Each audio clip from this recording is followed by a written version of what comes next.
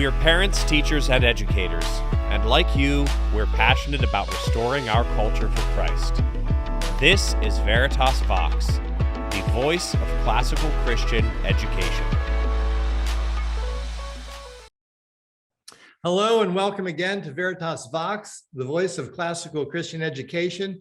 Today we have Eric Metaxas, who hails in New York City, but is coming to us today from a conference that he is speaking at. Tell us a little bit about the conference that you're at right now. I don't know nothing about this conference. Actually, I'm kidding. I'm in Lynchburg, Virginia, at one of my favorite universities on the planet, Liberty. And it's a conference on faith and freedom, which are two things I think are inextricably intertwined, which leads us to a lot of the things that I write about and care about, the idea that those things are inextricably intertwined, being faith and freedom. But that's why I'm here in Lynchburg, Virginia today. Yeah, very good. Before we jump into your mission and ministry, tell us a little bit about yourself, his educational background, family, how you ended up in the city. Well, it is interesting. I wrote a book, which is the story of my life until I came to faith, kind of the story of how I came to faith. Okay. And it's called Fish Out of Water. It's kind of a literary memoir. I meant it kind of as an evangelistic book to give to people who like to read literary memoirs, but might not read a Christian book. But in it, I tell the story of my upbringing. Basically, my mom and dad came from Europe. My dad came from Greece in the mid-50s. My mom came from Germany by way of communist East Germany. So I am Greek and German. My parents met in an English class in New York City. And I always joke around, if you're raised by a Greek and a German, that means you'll be raised Greek. So I went to the Greek Orthodox Church growing up, part of the Greek community. We moved to Danbury, Connecticut, but started as many immigrants do in New York City. And it wasn't really, the kind of the American dream, especially for working class European immigrants, to have a son go to an Ivy League school. So I went to Yale University. I was an English major, but I drifted away from whatever rudimentary faith that I had. I had some faith, which I write about in the book, Fish Out of Water, but the milieu at places like Yale already in the early 80s was pretty woke, political correct, secular humanist, hostile to Christians, hostile to conservative, traditional American values. So I really drifted away from the kind of roots that I had because my parents raised me to love this country. And I didn't race away, but I drifted away. And it wasn't until around my 25th birthday that the Lord very dramatically drew me to himself, miraculously is the only term you can use, spoke to me in a dream that I write about. If you go to my website, ericmetaxas.com, there's a video where I tell a really short version of it, but it was a completely miraculous conversion to Jesus. There's just no way around it. And I just flipped overnight from darkness to light, from doubt to faith, deep faith. And I, by his grace, have been walking with him ever since. And of course, it informs everything, or I wanted to inform everything that I do and that I am, but it didn't happen to me until around my 25th birthday. It's really kind of an amazing story, which is why I said I've got to put it in a book. And I mentioned it's called Fish Out of Water, because in many ways, I've always been a fish out of water, not quite fitting in. And that's a whole other story. But the dream itself involves a fish out of water. So that's why I gave it the title. Did that then cause a career change as well? Or were you still in school at 25? Oh, no. I graduated Yale when I was 20, and I was already drifting around for 4 years trying to be a writer. If you're in graduate school or something like that. I knew I wanted to be a writer. Okay. But what does that even mean? Nobody really knows. And so I kind of drifted and floated. And when I had this conversion, I knew, number one, that I needed to just turn my life and career over to the Lord, which I did. And the Lord, I can say again, rather miraculously, doesn't seem just to be fortuitous, or providential in some vague sense, but really miraculously led me along a path, which again, I write about in the book, Fish Out of Water, but led me along this strange, circuitous path. It took a long time. I ended up writing, I wrote many, many children's books. I wrote a lot of humor. The one children's book I might be most famous for is a Thanksgiving book called Squanto and the Miracle of Thanksgiving. But it really kind of set me on this strange, eclectic, peripatetic path, so that, I now find myself where I am. But I can say bluntly, I know the Lord has led me along this path. I always knew I wanted to be a writer. Always knew I wanted to be also in show business, communicating via TV, radio, whatever it is. And so, but it's something that it's taken many decades, to get where I am today. And it was not easy. I'll say that much. It's been tough, but the Lord walks with you through the tough stuff. That's the point. And here we are. Yeah. So as I understand it, there are three major aspects. You've got your own podcast, you write, and you do a lot of public speaking. Are there any other aspects to your work that would be notable in the same way those three are?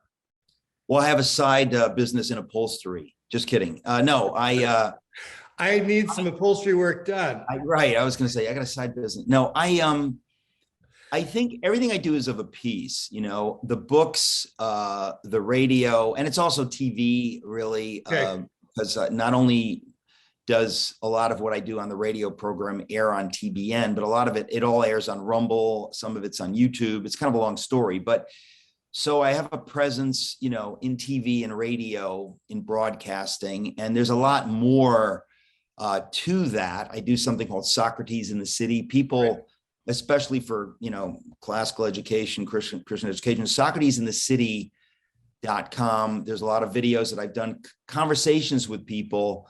They are not necessarily conversations about faith or theology. Sometimes they are, but I kind of mix it up on purpose, because I think that we have to be talking about truth, not Christian truth. There's no such thing as Christian truth. There's just truth. Yeah. And by the way, Jesus is the truth. And so if we're talking about truth, that can be helpful to people to find their way toward the one who is truth. So I do Socrates in the City, which we air in various venues. But yeah, if you look me up online, there's just all kinds of pieces to it. The books, I've been writing, I think my 14th book is the one that just came out called Letter to the American Church. I look forward to talk to you about that today. Yeah. Well, that's my 14th book. That's not a kid's book. I mean, I've written 30 children's books. I've written a couple of humor books, but most people know me from my biographies on Bonhoeffer, Wilberforce, Martin Luther, and I've written a number of other books, Apologetics, Is Atheism Dead, which came out last year, the memoir, which came out at the beginning of last year. So I've been a little busy recently. Good for you. Would it be fair to describe you? I know people don't like to be categorized to a single description, but would it be fair to call you a cultural apologist?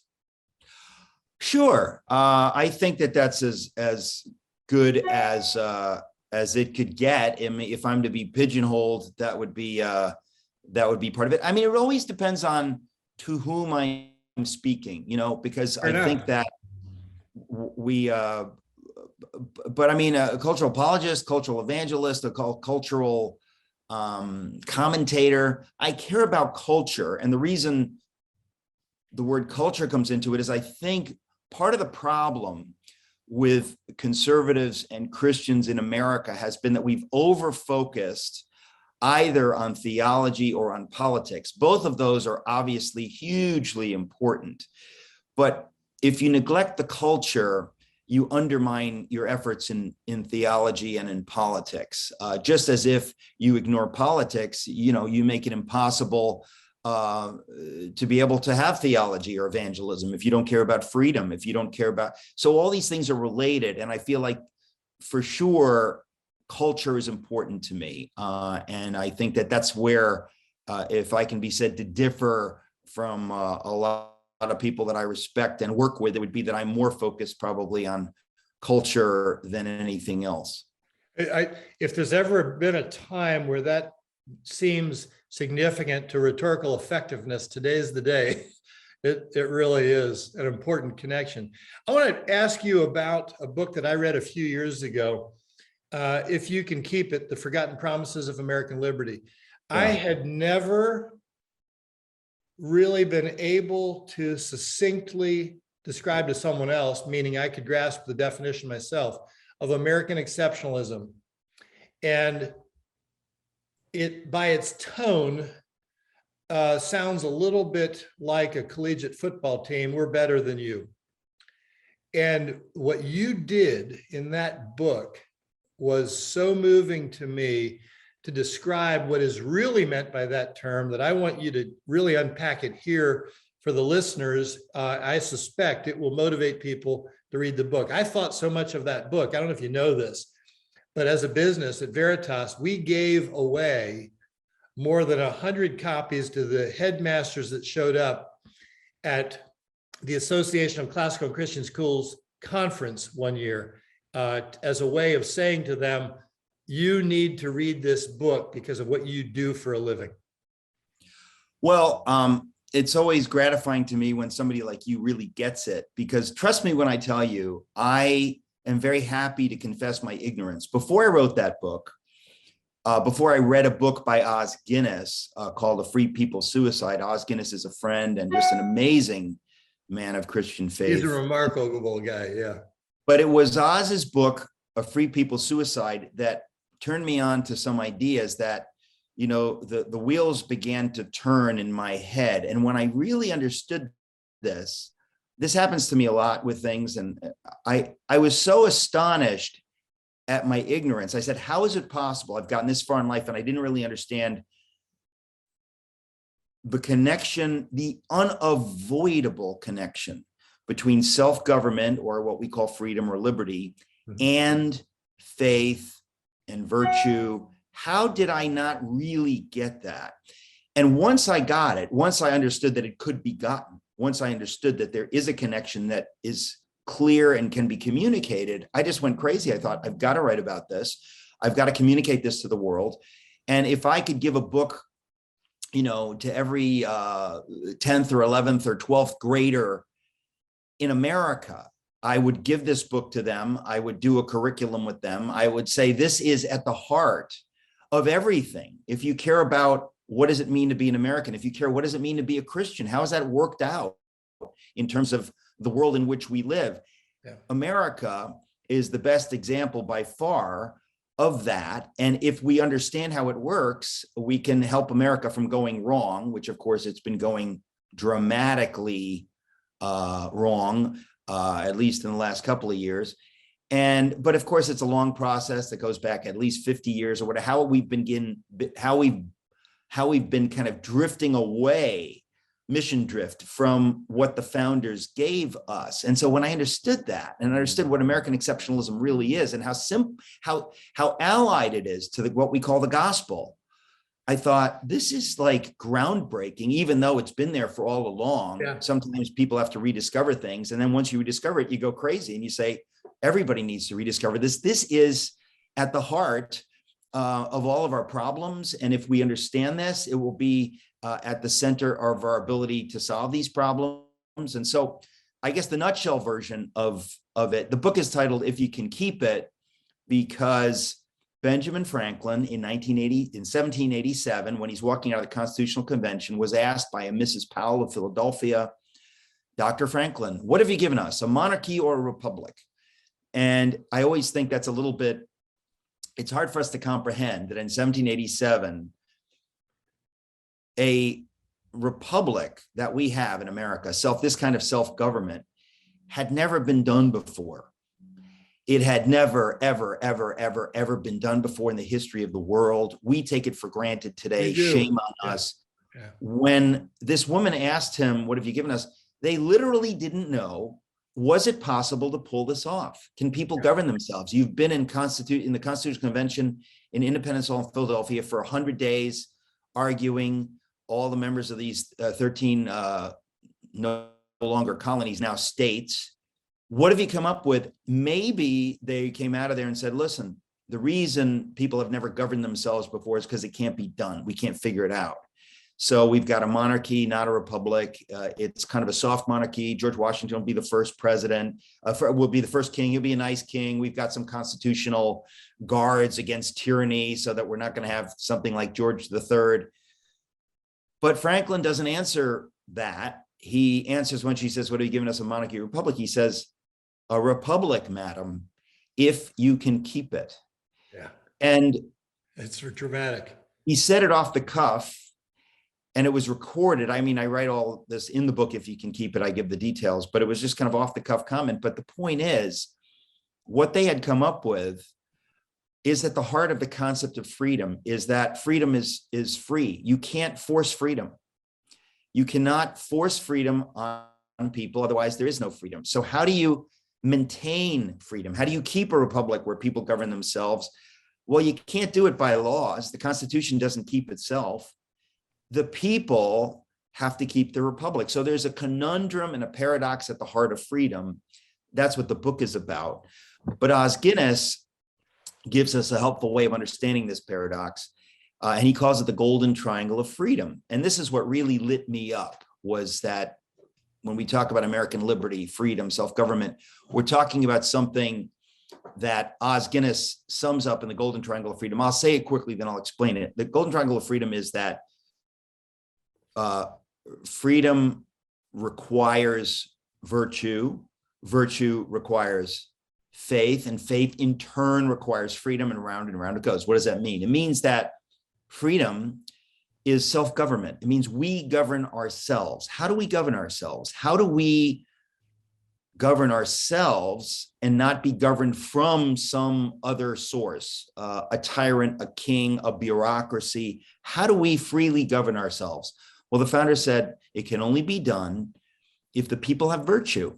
If you govern yourself when nobody's looking, you don't need a lot of cops. You don't need a lot of bureaucracy. Yeah. If people want to govern themselves, they have to have virtue. And every single one of the founders wrote someplace, and I quote half of them, someplace said that there's no way this can work if the people are not basically virtuous, which is a huge thing. That this is what the founders said. You can't have freedom, you can't have liberty, you can't have self-government unless the populace, the citizenry, are mostly virtuous or have a culture of virtue. Yeah. Now, that's what the founders all said. They all said that that's the only way it works. But they then said that freedom requires virtue, but virtue requires faith. In other words, we don't know where virtue is going to come from if it doesn't come from faith. Now, they didn't say what kind of faith, but for most of them, it was a robust Christian faith of some kind of evangelical variety, but it need not be. It's just that that's probably going to be at the heart of it, because other faiths might take you toward theocracy, which cancels out freedom. But the bottom line is, without going into it, I go into it in the book, they knew that once people get faith, once people get excited about God and worshiping the God of the Bible and obeying the God of the Bible, they tend to be virtuous. They tend to do the right thing. And so people like Benjamin Franklin observed that when revival breaks out, because there's a chapter in the book on George Whitefield, the evangelist in the 18th century, preaching evangelistically, and when people get Jesus, somehow crime goes down, alcoholism goes down, domestic abuse goes down, the ability to govern ourselves goes up. They notice this. Yeah. And so even if you're an atheist sociologist, you look at the situation and you go, well, this is interesting. Where people get religion, they get virtue, and they can govern themselves.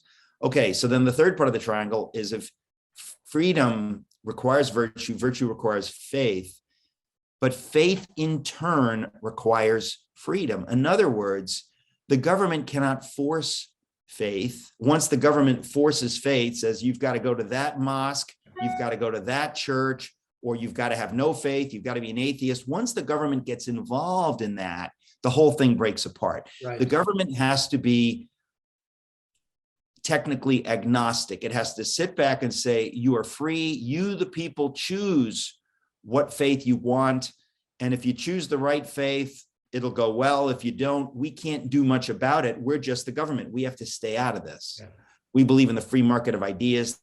We believe in freedom of religion. We believe in freedom. So we have to stay out. So if you, the people, are free to choose what faith you want, and you happen to choose the right one, or enough of you do, this whole thing will work. So religious liberty is at the absolute heart of everything. If the government starts sticking its nose in and starts telling people what they can and can't believe, and by the way, this has been happening in the last 2 years. When a government says, I feel like I'm living Fahrenheit 451 at the moment. well, there's no doubt that all of this has been under attack in the last 2 years. And unless people understand how it works, which is why I wrote the book, If You Can Keep It, unless people understand this, they're not going to push back when the government starts to impinge upon its religious liberties, because they don't even understand what that is or why that's important. And so I wrote the book, If You Can Keep It, as a primer for every American. And here's the other thing, is that the beauty of America and of what we call American exceptionalism is just like the gospel. It's meant for everybody. It's not meant for our tribe. Okay. So even when we say America first, it's not America first and last. It's that we've got to take this seriously. It's kind of like our church has to be on fire with faith. Why? Not for the church, because we want to spread these ideas beyond the church. And in America, we want to spread our liberty and our ideas about liberty beyond America. We want the whole world to understand that they can have these things. So that's something really beautiful. And obviously the image that Jesus refers to, which is famously quoted by John Winthrop and subsequent American leaders, a shining city on a hill. It's meant to be something people look toward and say, what do they have there? That's beautiful. I want that. Yeah. And what that is people who govern themselves, people of virtue, obviously people of Christian faith who are so living out their faith that people say, that's really attractive to me. I would like to live like that. That is so good. And I appreciate you expounding on it, because it was your epiphanal moment that became my epiphanal moment about exceptionalism. That was just, it'll never be the same. I didn't understand it before, and now I have some level of understanding, and it is so motivational to think in world terms and not just American terms, but rather, having been blessed by God, to take what we've been given and see that the world has opportunity to enjoy it as well. Well, it's like if people said to us, don't be excited about the gospel. Shame on you. What about all the people that don't have the gospel? And you'd say, wait a minute, that's the whole point. The reason I'm excited is because I want the whole world to have what I have. But if I'm not excited about it, if I don't understand the beauty of it, if I pretend that it's equal to other ideas, why would I share it? So we ought to be proud to be Americans, because what we've been given is an inestimable gift. We don't deserve it. We are not better than other people, but we've been given this gift, and God gives us gifts to share those gifts as we're able. Our faith, anything that's good, God gives it to us to share with those who don't have it. That's why he gives it to us. So it's really a beautiful idea. And once you realize how much it makes sense, you kind of go crazy thinking, I need to get this idea out there. So the book, If You Can Keep It, is my humble version of doing that. We want to produce a streaming TV series that unpacks these ideas as well. We just have to get that funded. But I'll tell you right now, these ideas, every American needs to know these ideas. We used to know these ideas. 100 years ago, most Americans understood this stuff. We have allowed it to evaporate, and we need to get back to it. I am expecting, and I'm working on, classical Christian education being a contributing factor to bringing that awareness back to the next generation. Good. Well, I know you are, and that's one of the reasons I'm such a big fan of classical Christian education, because that's, for me, that is the hope of our future. It is. It really is. I want to move to the next book. Now, this one I haven't read, so you're going to have to help me here a little bit. The book that is out now, and it is, I'm going to give you a little plug here. This is a book that is a great gift. If you're looking for the right gift for somebody, this is it. Letter to the American People. I know just a little bit about it. I'm sorry, Letter to the American Church. I have it written right. I read it wrong. Tell me why you wrote it. What were you trying to accomplish? I have never written a book only for the church. Even though most of my books are read by Christians and bought by Christians, I write them hoping that they will give the book to non-Christians. This is the first book that I've ever written, which is directly aimed at Christians, specifically at Christian leaders and pastors, but really at any thinking Christian. And the reason I wrote it is I think it's the shortest book I've ever written. But I really felt the Lord lead me to write this book in a way that I've never felt before. I didn't have this on my plan, of this is a book I'd like to write someday. But in the last year, about a year ago, I think I had these ideas kind of bouncing around in my head. I thought, I have got to get this on paper and I've got to get it out. I was going to self-publish it. I thought, I've just got to get this out, if only so that Christian leaders might read this. But eventually I published it with Salem. And it's basically this: some bad ideas have come into the church and have harmed America, which in turn harms the whole world. At the heart of those bad ideas is this misconception. It's a theological misconception, which is profound.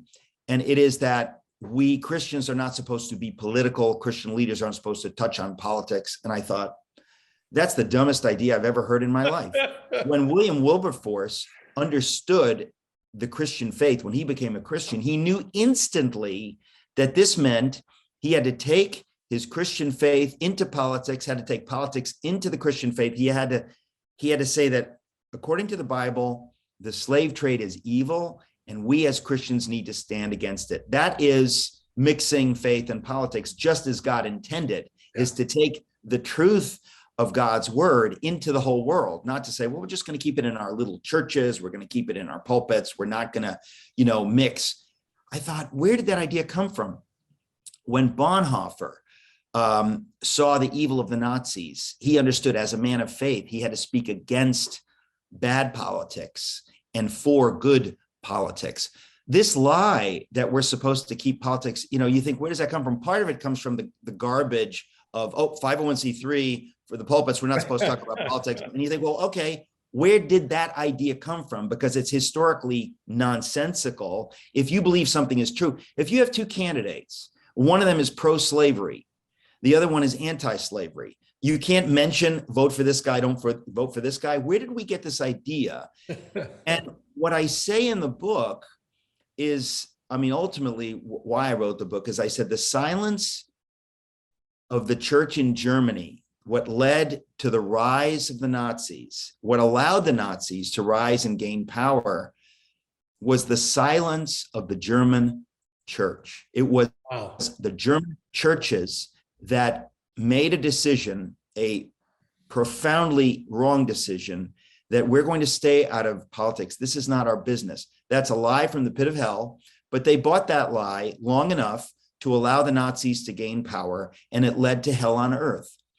And it's my contention in this book, and I say this very seriously, that it is the silence of the American church now that parallels the silence of the German church in the early and mid 30s. It's exactly the same. We are no different, and it is leading to similar evils, and it will lead to far greater evils if the American church doesn't wake up and begin to speak loudly and to act and to get involved.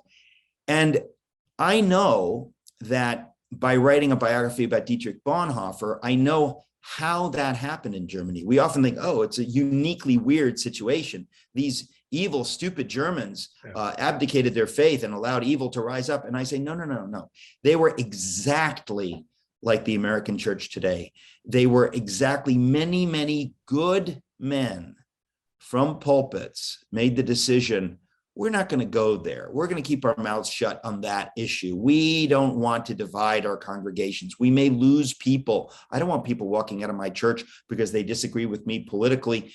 They abdicated their role as prophets, as leaders, and they did it long enough so that they allowed the Nazis to take power. And when they finally realized, some of these good men, what they had done or what they had allowed by their silence, it was too late. Yeah. And it's my contention in this book that there are many Christian leaders this minute, some of them wonderful people, some of them I've known for years, who have abdicated their role as truth tellers, saying, oh, we're just supposed to be preaching the gospel, not understanding there's no such thing as preaching the gospel and not preaching the truth, not speaking the truth. It's whoever came up with this idea. It's kind of a bastardization of some of the things that Tim Keller was saying, which were correct, but it's kind of like they get twisted and shifted. And before you know it, all kinds of people are saying, well, we don't want to speak out against, the Biden administration, or we don't want to speak out against this issue. And I think, excuse me, when things have come to where they are now, if you do not speak out, God will hold you responsible. You don't get a pass because you're a pastor, because you're afraid of losing your 501c3 status. You have a moral obligation before God to speak the truth and to let God worry about your congregation, let God worry about your tax exempt status. You need to be in the fight for truth, just as we expected the German church to be in the fight, and they were not in the fight, and we saw what happened. And so there are a host of issues on which well, I was going to ask you, here's your opportunity. What are those issues about which we should be speaking out today?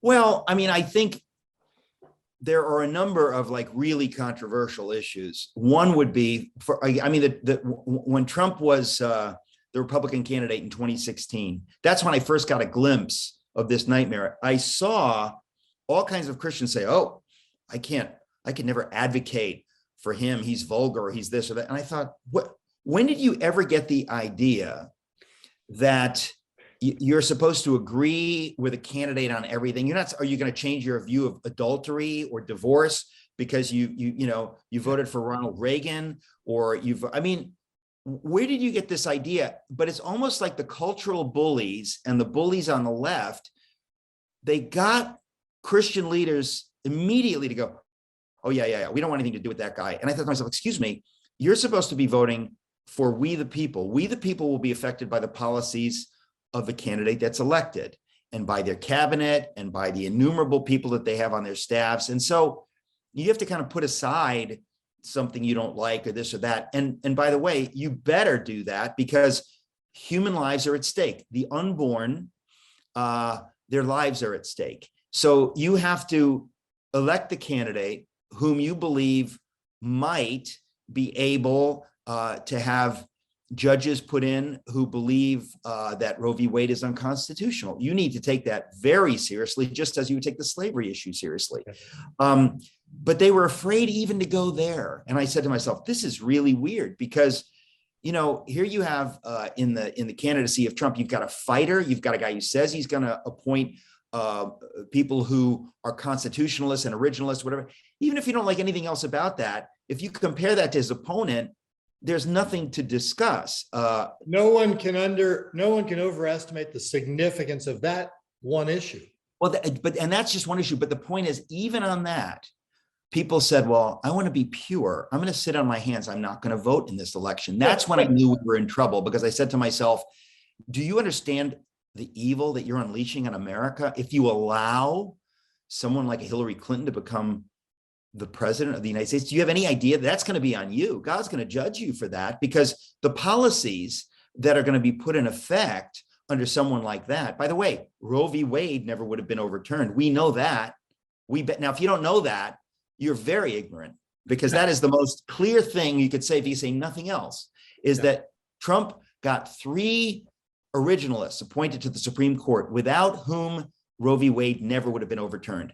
Now, Roe v. Wade being overturned, that's just the beginning. But the point is, no Republican candidate, whether George Bush, his father, even Ronald Reagan, no one ever did a third as much as Donald Trump for the unborn and the cause of the unborn America. So that alone is what we call dispositive.